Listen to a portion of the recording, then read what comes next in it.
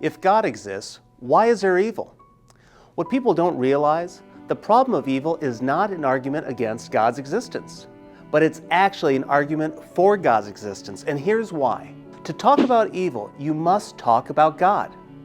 If there were no God, there would be no standard of good or evil. Author C.S. Lewis put it this way: "My argument against God was that the universe seems so cruel and unjust. But how had I got this idea of just and unjust? A man does not call a line crooked unless he has some idea of a straight line. In order to have a standard of good and evil, you must have an objective or an outside, unchanging measurement of that standard.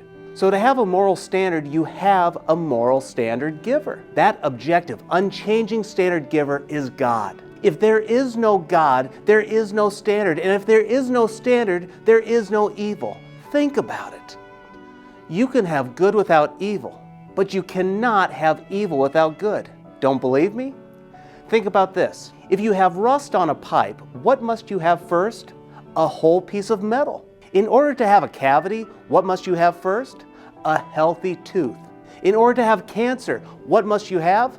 You have to first have a healthy body. You see, in order to have decay, corrosion, or bad, you must have something that's whole, something that's pure, something that is good to begin with. This is why the problem of evil is not an argument against God's existence, but rather it's evidence for God's existence. Because good exists, at the very least is the possibility of evil.